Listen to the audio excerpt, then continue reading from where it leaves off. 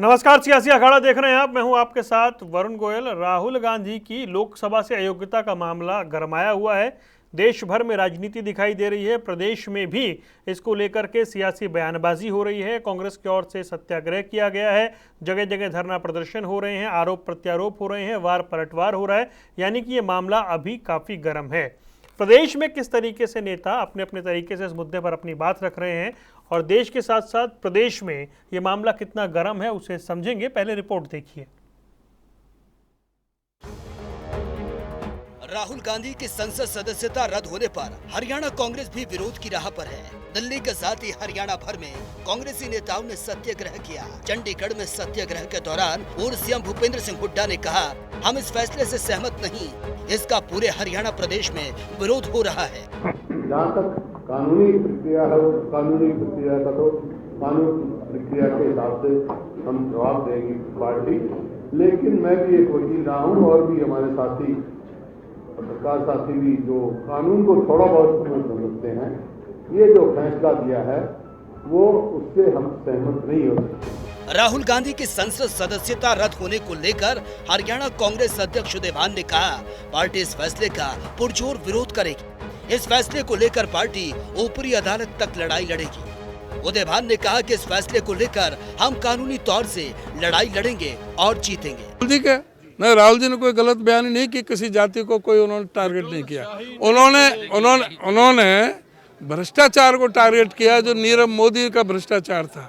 उन्होंने टारगेट किया था ललित मोदी का जो भ्रष्टाचार था, जो आज तक भी भगोड़े हैं, आज तक भी ये सरकार ला नहीं सकी। हालांकि इस पूरे प्रकरण पर बीजेपी भी लगातार कांग्रेस पर हमलावर रही। मुख्यमंत्री मनोहर लाल ने हुड्डा के बयान पर पलटवार करते हुए कहा, राहुल गांधी को सजा कोर्ट ने दी है। उसके बाद स्वतंत्र प्रक्रिया के तहत राहुल की सदस्यता गई है। कोर्ट्स हैं वो अपने इंडिपेंडेंट तरीके से काम करते हैं, तो जिस प्रकार के विषय उन्होंने पीछे चुनाव के समय में या उसके बाद भी किए हैं, इस सब के ऊपर कोर्ट ने संज्ञान लिया और संज्ञान लेने के बाद उनको एक सज़ा हुई। सज़ा के कारण से आगे का जो यानी विषय होते हैं, 2 साल की सज़ा के बाद किसी की भी मेंबरशिप जाती है, वो उसका परिणाम है। अन्यथा कोई सरकार किसी प्रकार का दुरुपयोग करती है, ऐसा नहीं है। राहुल गांधी को लेकर प्रदेश में राजनीति जोरों पर है। देखना ये होगा इस पूरे प्रकरण में आने वाले चुनाव में किसको कितना फायदा और नुकसान होता है। न्यूज डेस्क, जनता टीवी। और कई खास मेहमान हमारे साथ जुड़ रहे हैं जिनके साथ चर्चा करेंगे। हमारे साथ जोगेंद्र मौर्य कांग्रेस का पक्ष रखेंगे, कांग्रेस के प्रवक्ता हैं। विजेंद्र रेड्डी इंडियन नेशनल लोकदल से, सुखबीर तंवर आम आदमी पार्टी से और भूपेंद्र सिंह गहलावत भारतीय जनता पार्टी का पक्ष रखने के लिए हमारे साथ मौजूद हैं। आप चारों का स्वागत है। जोगेंद्र मौर्य जी, सबसे पहले मैं आपसे समझना चाहूँगा कि एक मामला है जिसमें अदालती पहलू है, उस अदालती पहलू के बाद लोकसभा सचिवालय से फैसला हुआ है। आप लोग प्रदर्शन कर रहे हैं, आप लोग प्रोटेस्ट कर रहे हैं, आप लोग सत्याग्रह कर रहे हैं। इस फैसले के खिलाफ बड़ी अदालत में जाने के विकल्प की बात हो रही है, वो दिखाई नहीं दे रहा है। लेकिन सवाल ये है कि एक तरफ कोर्ट का फैसला है, जबकि आप लोग कह रहे हैं कि नहीं, राहुल गांधी जो हैं वो भ्रष्टाचार के खिलाफ आवाज़ उठा रहे थे। तो मतलब कोर्ट के फैसले का विरोध है, लोकसभा सचिवालय के फैसले का विरोध है, और इसको सरकार से क्यों जोड़कर देखा जा रहा है, ये बताइए। देखिए वरुण जी, पहली बात तो ये है कि इस फैसले में जो कंप्लेनेंट है वो भारतीय जनता पार्टी का एमएलए है और भारतीय जनता पार्टी का एमएलए है। उन्होंने कंप्लेंट डाली कहा कि कोलार की बजाय गुजरात में। ठीक है, ये एक विषय। दूसरा विषय आप देखिए कि अपनी ही कंप्लेंट को हाई कोर्ट में स्टे रखवाया और फिर बिना वजह ये आज तक ये जस्टिफिकेशन नहीं स्टे क्यों करवाता, स्टे हटवाया।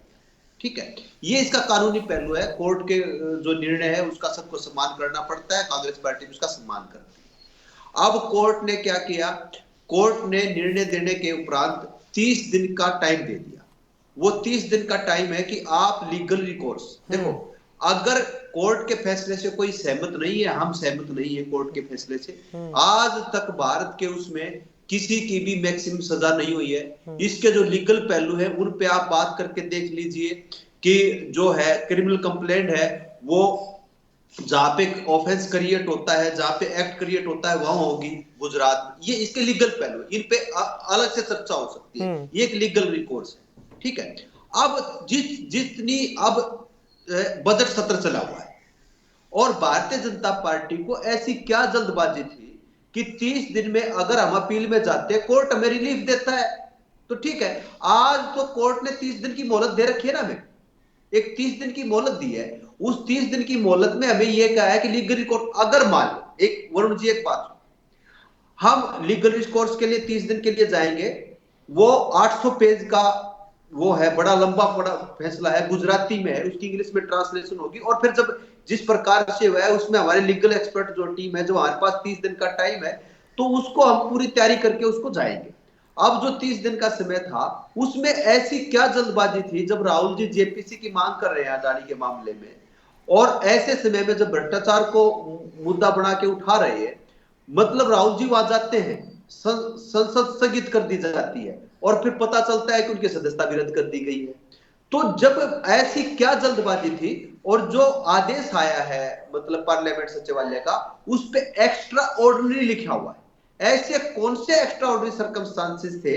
अब इसको मान ली जाए, एक कोर्ट का न्यायालय का फैसला भी मान ली जाए, तो राहुल गांधी कोई ऐसे अपराध के अपराधी नहीं है, राजनीतिक बयान है। उस राजनीतिक बयान में इस प्रकार से अगर कंप्लेंट दर्ज होंगी, और अगर इस प्रकार की दुर्भावना से कंप्लेंट दर्ज कर जाने का दौर शुरू हो गया, तो मुझे नहीं लगता कि कोई भी राजनेता बाहर रह पाएगा राज। ठीक है, आप पूरे बयान को सुन लीजिए। ठीक है। फिर भारतीय जनता पार्टी की डिबेट, एक सेकंड लूंगा, 2 सेकंड। भारतीय जनता पार्टी की डिबेट कि पूरे ओबीसी समाज पे हमला है, देश को ये ले जा कहां पे रहे हैं? नीरव मोदी ओबीसी है क्या? ललित मोदी ओबीसी है क्या? निशान मोदी ओबीसी है क्या? तो जो व्यापारी वर्ग से आते हैं, मेहुल चोकसी, ये सब वो ओबीसी है क्या? क्या का मतलब भारतीय जनता पार्टी इस पूरी डिबेट को ले जाना क्या चाहती है, और देश के सामने ये बताए कि लोकतंत्र का और आवाज का गला क्यों घोटा जा रहा है? जब 30 दिन का लीगल रिकॉर्ड था, तो ऐसे क्या एक्स्ट्रा सर्कमस्टांसेस थे जिसमें इस प्रकार का फैसला लेना पड़ा? ठीक है जोगिंदर जी, मैं आता हूं और मेहमानों को इसलिए कांग्रेस शामिल कर विरोध में है, और हम इसका पुरजोर विरोध कर रहे हैं। इस देश की आवाज को दबने नहीं देंगे, इस देश की आवाज को बुलंद रखेंगे। भूपेंद्र सिंह गहलावत जी, देखिए जोगिंदर मोर को आपने सुना, अभी हमने उदय भान जी का बयान भी सुना है। उदय भान जी कह रहे हैं ये किसी जाति किसी वर्ग पर सवाल नहीं थे, ये भ्रष्टाचार पर सवाल उठाए थे राहुल गांधी ने। जोगिंदर मोर भी ऐसी बात कर रहे हैं, आप उसको ओबीसी की तरफ लेकर जा रहे हैं, आप क्या कार्ड खेल रहे हैं? उन्होंने एक सवाल खड़ा कर दिया कि गुजरात में केस चला गया, अदालत सारी सम्मानित अदालत है, और अदालत के फैसलों पर स्वागत होता है। और एक व्यक्ति जो अपने आप को कानून से ऊपर समझता है, देश से भी ऊपर समझता है, और वो एक पूरी ओबीसी जो जाति है उसका अपमान करने का काम करता है। और जब न्यायालय ने कहा कि आप लोग इससे माफी मांग सकते हो कि आपने ओबीसी का जाति का अपमान किया, तो वो बड़े घराने का राजकुमार है, उसने कहा कि मैं माफी मांगूंगा, मैं तो माफी नहीं मांगूंगा, मैंने जो कह दिया कह दिया। अब सवाल ये खड़ा होता है कि बीजेपी को, ये कहते हैं कि बीजेपी को क्या जल्दी थी। देखो, बीजेपी को तो राहुल से फायदा है।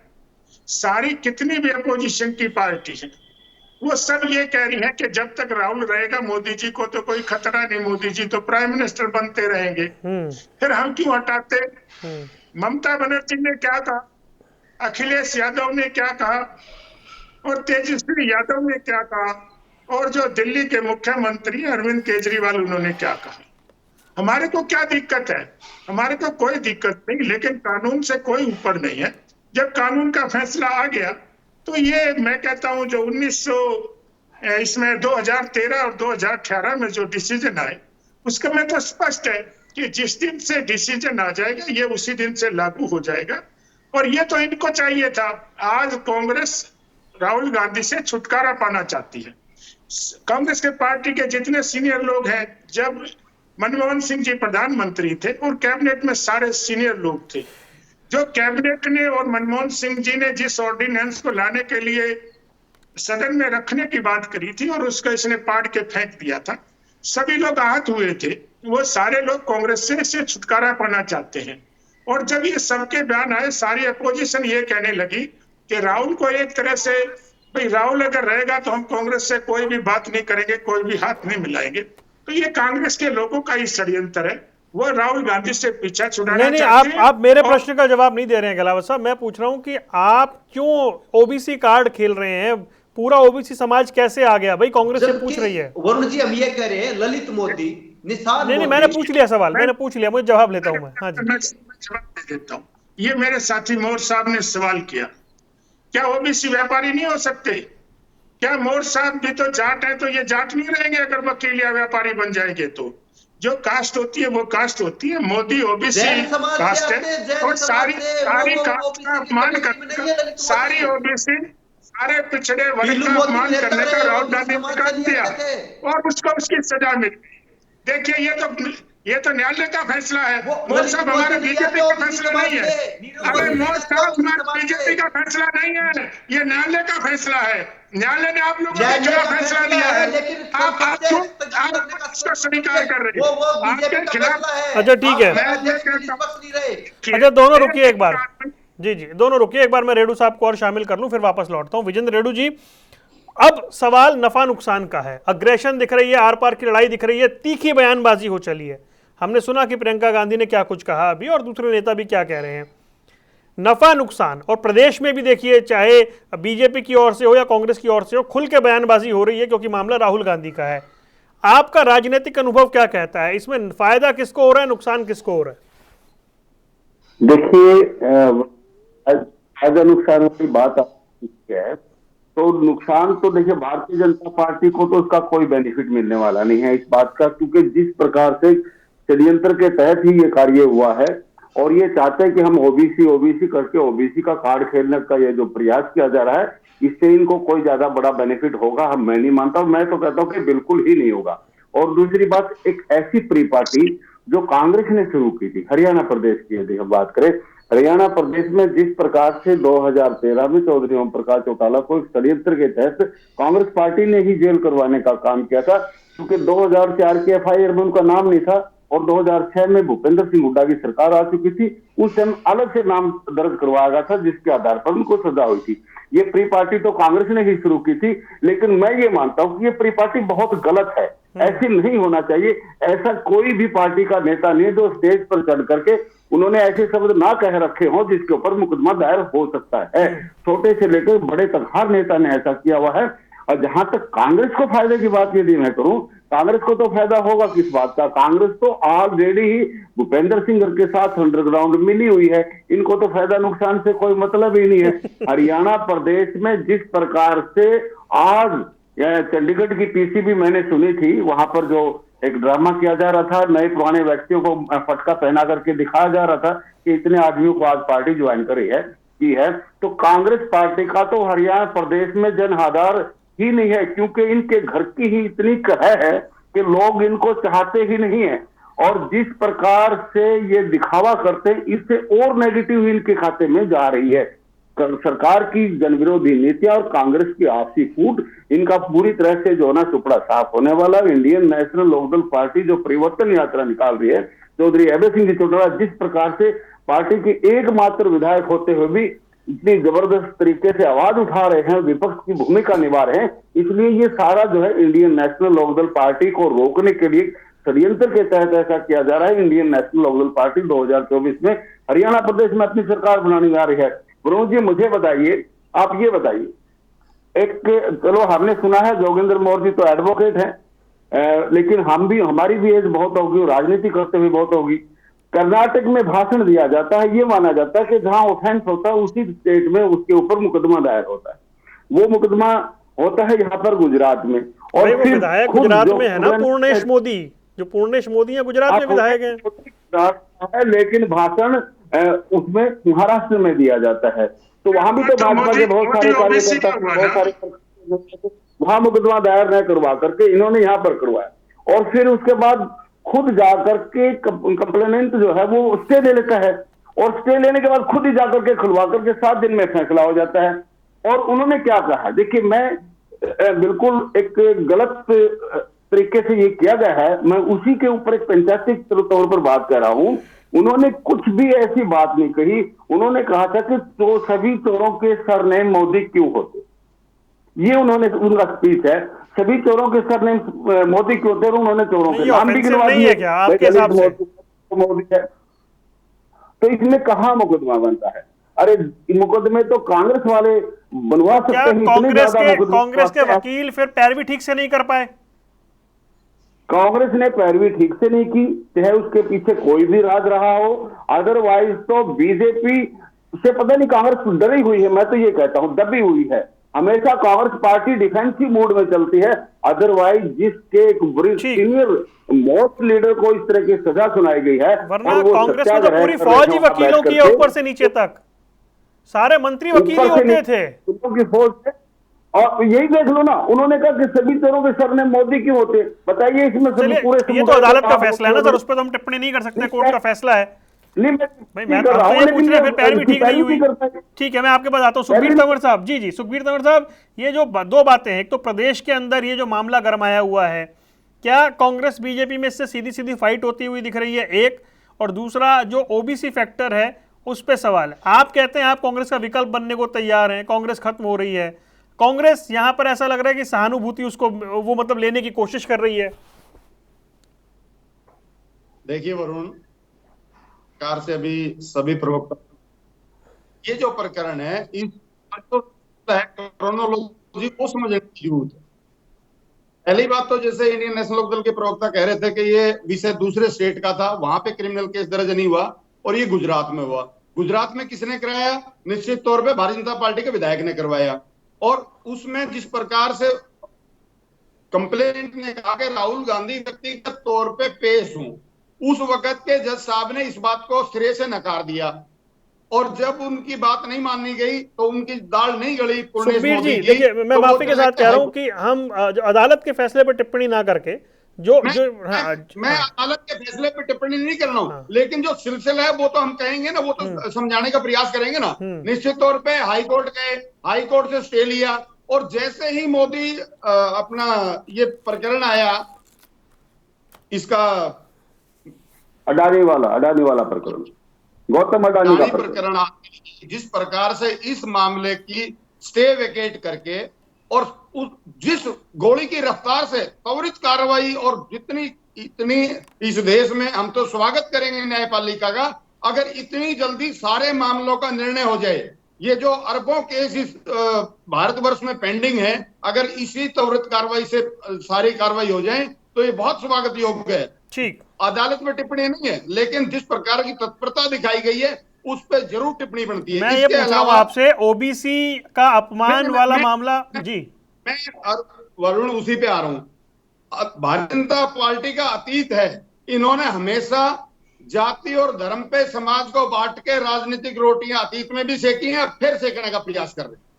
और इस हालांकि इस मामले से ओबीसी का कोई लेना देना नहीं है, लेकिन इनकी तो पुरानी बात है ना, इनको इनके पास तो सिवाय समाज में जहर फैलाने का और कोई काम ही नहीं है। निश्चित तौर पे, और ये अगर इतने ही सच्चे हैं जो एक रट लगा रखी भारतीय जनता पार्टी ने कि ये तो कानून है, उस वक्त कानून कहां चला गया था जब गुजरात के ही एक मंत्री की सजा हुई थी, और क्या उसकी सदस्यता समाप्त हुई? क्या वो मंत्री पद से हटे? ये भारतीय जनता पार्टी अपने आप से सवाल करे। और भी ऐसे प्रकरण है। मेरा मानना यह है कि कम से कम जितना अदालत ने समय दिया था उतना समय लोकसभा सचिवालय को भी देना चाहिए था। निश्चित तौर पे जिस प्रकार से राहुल गांधी का प्रकरण हुआ है, उससे कहीं ना कहीं लोकतंत्र के जो चारों अंग हैं उनको प्रभावित करने का काम भारतीय जनता पार्टी कर रही है, और कितनी सात गोई से बचना चाहते हैं, ओबीसी कार्ड खेलना चाहते हैं। जिन चोरों का नाम राहुल गांधी ने लिया, ठीक है सुखबीर भाई, ठीक है सुखबीर भाई, आता हूं मैं, लौटूंगा आपके पास। जी मैं लौटता हूं। मोर साहब, मुझे एक बात बताइए, देखिए रेणु जी कह रहे हैं एक तो कांग्रेस समझ नहीं आता बीजेपी से डरती क्यों है, दूसरा वो कह रहे हैं हरियाणा में इन सब करने से कुछ होना जाना नहीं है, क्योंकि सबको पता है कि आप लोग जो कर रहे हैं वो ऊपरी स्तर पर कर रहे हैं, वो तो मिली भगत की बात कर ही रहे हैं आपकी। देखिए वरुण जी, मैं दोनों बातों के अलग अलग तरीके से जवाब देता हूँ। आज अगर भारतीय जनता पार्टी की तानाशाही के खिलाफ अगर कोई छाती ठोक के सीना अड़ा के खड़ा है तो कांग्रेस पार्टी खड़ी। आप देखिए राहुल जी, कितनी संवैधानिक संस्थाओं का दुरुपयोग किया गया, किस प्रकार से ह्यूमिलिएट किया गया, चीजें की गई। अच्छा, डिबेट को अलग जगह पे ले जाएंगे, भूपेंद्र गहलोत वो कानून से बड़ा मानते हैं, वो युवराज है, इस प्रकार के शब्दों की राजनीति में क्या औचित्य बनता है? कहा कानून से ऊपर मानते हैं? कानून का कब कांग्रेस पार्टी ने सम्मान नहीं किया? किस व्यक्ति ने कानून तोड़ा है? हम सिर्फ ये करें लोकतांत्रिक मान्यताएं और लोकतांत्रिक नैतिकता होती है। नैतिकता का कोई तकाजा होता है, नैतिकता होती है, नैतिकता नाम की चीज है। 30 दिन का समय था। अब न्यायालय पर तो हम टिप्पणी नहीं कर रहे। हाँ, न्यायालय के फैसले से संतुष्ट नहीं है, वो हमारा एक अधिकार है, फंडामेंटल अधिकार है, हमारा लीगल राइट है। हम न्यायालय के फैसले के खिलाफ अपर जो कोर्ट है, जो लीगल रिकोर्स बनेगा वो लेंगे। और 30 दिन का जो संवैधानिक समय था, ऐसी क्या मारामारी थी जब संसद चला हुआ है। पहली बार ऐसा हो रहा है कि सत्ता पक्ष नहीं चाहता कि किसी प्रकार से डिबेट हो और देश के मुद्दों को उठाया जाए। वहां पे माइक बंद होते हैं। किस प्रकार की स्थितियां, एक बात। अब मैं रेड्डी जी की बात कर, दूसरी बात, हरियाणा के अंदर अगर मान लो हम इस प्रकार से आज इस डिबेट को डिरेल करेंगे, जो स्थितियां हैं उसको डिरेल करेंगे, अगर मिली भगत की बात आएंगी, राष्ट्रपति का चुनाव हो तो इनेलो वहां पे जाके मतलब वोट डालती है। इनेलो पहले भारतीय जनता पार्टी की भागीदार रही है, हमेशा से रही है, आगे भी नहीं रहेगी। इस बात की कोई गारंटी नहीं किसी प्रकार से दी जा सकती। अभी राज्यसभा का जो चुनाव था, भले ही उसको कार्तिकेय शर्मा को आप इंडिपेंडेंट कह लें, लेकिन वो इंडिपेंडेंट नहीं थे, वो भारतीय जनता पार्टी समर्थित थे।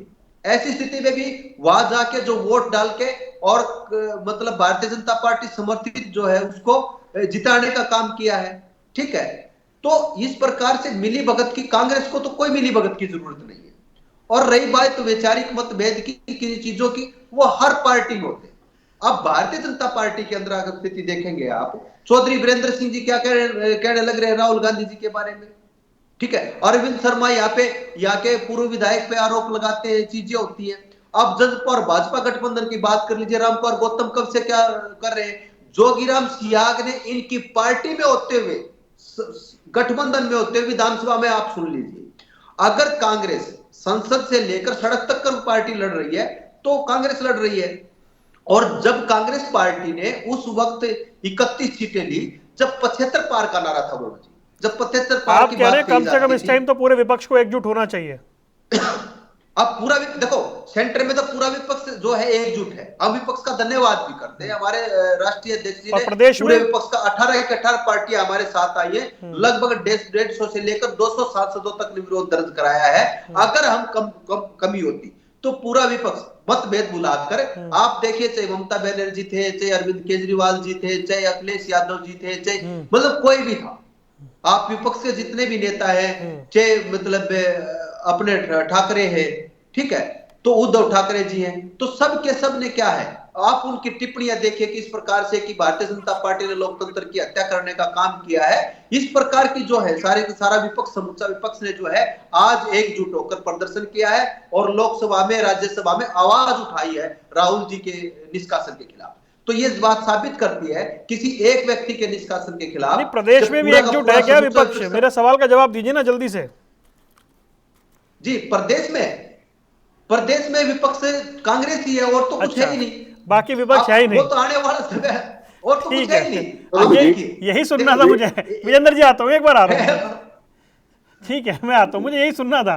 गहलावत साहब, भाई देखिए, दो बातें, एक तो सारे आपके विरोधी साथी ये कह रहे हैं कि षड्यंत्र हो रहा है, साजिश हो रही है, आवाज दबाई जा रही है, और दूसरा ये कि कोई सेटिंग है, कांग्रेस बीजेपी से डरती है। देखिए वरुण जी, इन तीनों साथियों ने कहा कि उसने ये नहीं कहा, उसने ये कहा कि सभी चोरों के नाम सरनेम मोदी है। क्या जो लोग नेशनल हर्ड में जो लोगों ने वो किया, उनके नाम भी मोदी हैं? हरियाणा में लोगों ने षड्यंत्र किया, उनके नाम भी मोदी हैं? ये कहना कि सारे चोर, क्या इन 3 लोगों के अलावा जितने चोर हैं, क्या ये 3 ही लोग चोर हैं? जब ये कहा कि जितने लोग चोर हैं सबके नाम मोदी हैं, तो ये स्पष्ट हो गया कि जो ओबीसी जाति है, सारी जाति को इन्होंने टारगेट किया और सारी जाति को चोर कहने का काम। ओबीसी है नहीं वो, भूपेंद्र जी, फिर आप वहीं पे लेके जाते हैं बात। अरे मुझे इंटरेस्ट नहीं बोलना चाहिए। अरे सुनिए, बीच में नहीं बोला था। आप शांति रखिए, आप शांति रखिए। मैं बीच में मेरी बात सुनिए, मैं बीच में नहीं बोला था। आप जरा शांति का काम करिए, सुनने का काम करिए। और दूसरा, जो राजकुमार ने ओबीसी जाति के खिलाफ अपशब्द कह के माफी मांगने से इनकार किया, वो तो पहले 3-4 बार माफी मांग चुके हैं। ये नहीं है सिर्फ ओबीसी जाति के खिलाफ बोलना, उनका अपमान करना, और फिर माफी ना मांगना, ये क्या दर्शाता है कि आप ओबीसी जाति के खिलाफ नहीं है। वो तो एक राजकुमार है माफी जो मैं किस देश बात के की मांगू? ऊपर समझ, उन्होंने कहा है कि मैंने कानून भ्रष्टाचार के खिलाफ आवाज उठाई है। अरे भ्रष्टाचार के खिलाफ आवाज उठाई है, किसी जाति विशेष से कोई संबंध नहीं किसी के साथ था।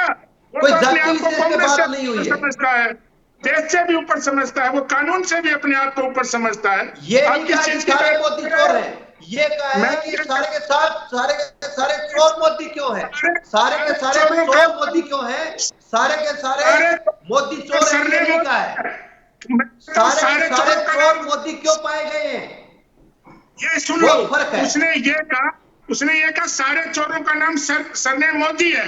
अरे भैया, ये कितने कांग्रेस के लोगों ने, कितने लोगों ने फ्रॉड किया, ये इनका नाम भी मोदी है। आप एक टारगेट करते हो, एक पिछड़ी जाति को टारगेट करते हो। विदेश में भगाने का काम किया है भारतीय जनता पार्टी ने। यहाँ राजकुमार की नहीं चलेगी, ओबीसी की पार्टी ने बाहर भगाने का काम किया है।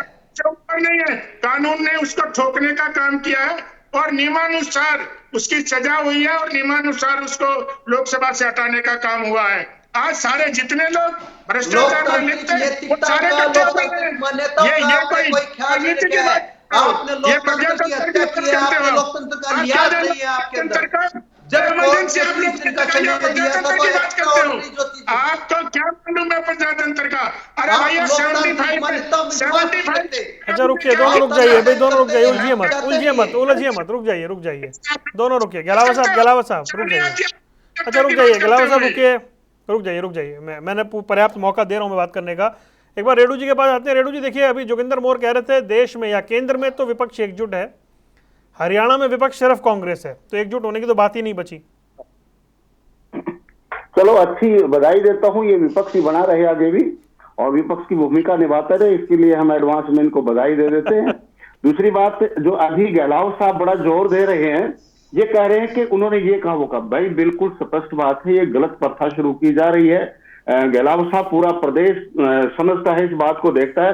और वरुण जी, आपके चैनल के माध्यम से मैं प्रदेश की जनता से भी पूछना चाहता हूं, हम धरने प्रदर्शन करते हैं, कैसी कैसी बातें करते हैं, कितनी बातें होती हैं, ये कोई मुद्दा ही नहीं था मुकदमा डालने का। ये बिल्कुल एक जानबूझ करके इसको एक प्रेशर बनाने के लिए इस प्रकार का कार्रवाई की गई है। और राहुल जी, मैं समझता हूं कि इस प्रेशर में वो आने वाले नहीं है, इनकी सारी की सारी बातें फैल हो जानी है। दूसरी बात, जोगेंद्र जी की बात कर लेते हैं। मैंने बिल्कुल सच कहा है मेरे भाई, क्योंकि भूपेंद्र सिंह जी हुड्डा जो है वो अंदर खाने मिले। प्रदेश में 2 राज्यसभा के चुनाव हुए, किस प्रकार से 14 वोटें कैंसिल हो जाती है कांग्रेस की, और किस प्रकार से आपके पास बहुमत होते हुए भी आप चुनाव हार जाते हैं। और सबसे बड़ी बात, विधानसभा के अंदर देख लीजिए, जब अभय सिंह जी क्वेश्चन उठाते हैं तो हमारे पूर्व मुख्यमंत्री जी चुटकुले सुनाते हैं, शेरो शायरी सुनाते हैं, जबकि एक खास मुद्दे के लिए समर्थन में खड़ा होने के बजाय कहीं ना कहीं शेरो शायरी करके उस मुद्दे को दबाने का काम किया जाता है, उससे ध्यान भटकाने का काम करते हैं। तो इन्हीं बातों से हमें झलक मिलती है कि शायद ये मिले हुए होंगे। सच्चाई तो जोगिंदर जी ज्यादा जानते हैं मेरे से, लेकिन जो एक्टिविटी हो रही है, जो एक्शन रिएक्शन चल रहे हैं, उनसे हम अंदाजा लगा रहे हैं कि ये मिल रहे हैं और सबूत भी दिए जा रहे हैं। उन सबूतों के आधार पर हम कह रहे हैं, तो ये सच्चाई है। जोगिंदर जी, शायद आप तक यह बात नहीं पहुंची होंगी, आप गहराई में जाओगे तो आपको पता लगेगा। और पुनः एक बार फिर मैं विपक्ष में रहने की समय थोड़ा कम है, जल्दी से सुखबीर भाई, प्रदेश में सिर्फ कांग्रेस ही विपक्ष है। देखिए, इससे पहले वरुण मैं आपके सवाल का जवाब दूं, आपके माध्यम से पूछना ये चाहता हूं, 20,000 करोड़ जो अडानी की सेल कंपनियों में लगे थे, उनके बारे में सरकार क्या किया? इसके बाद मैं जवाब देता हूं। जो विपक्ष और जो बात कर रहे हैं, निश्चित तौर पे आम आदमी पार्टी राष्ट्रीय पार्टी है और राष्ट्रीय विकल्प है। और आज नरेंद्र मोदी ने जिस प्रकार से झूठ बोलते हैं, जिस प्रकार से भ्रष्टाचार के आरोप हैं और जिस प्रकार से इनकी अशिक्षा का विषय माननीय केजरीवाल जी ने उठाया है, निश्चित तौर पे राष्ट्रीय विकल्प अरविंद केजरीवाल और आम आदमी पार्टी है। जिस मुखरता से बात रखते हैं और जिस मुखरता और जो कहते हैं वो करते हैं, जो डिलीवर करने की जो संकल्प ले लिया वो सारा का सारा पूरा किया है। आज देश आशा भरी निगाहों। गहलोत साहब, जल्दी से जवाब दे दीजिए, आप सारी बातों का जल्दी से जवाब दे दीजिए। मैं ये कहता हूं मेरे सारे साथी प्रवक्ताओं ने एक दूसरे को बीजेपी की बी टीम बताया। ये तो इन्होंने फैसला कर दिया कि ए टीम तो हम हैं और बीजेपी इन तीनों में से कौन सा ये डिसाइड करेंगे। और राम वाला जो चुनाव होगा वो एक तरफा होगा, कोई अपोजिशन नहीं, कुछ नहीं होगी, इनका सभी का सफाया हो जाएगा। ये लोग, मैं कहता हूँ, ये आप आदमी के ज्यादा बोल रहे हैं, इनके तो सारे मंत्री जेल में हैं और कुछ लोग वहां की ओर से तैयारी हो रही है। आपने 154 शराब की पत्ती खाने का काम, आप लोग क्या बात करते हो?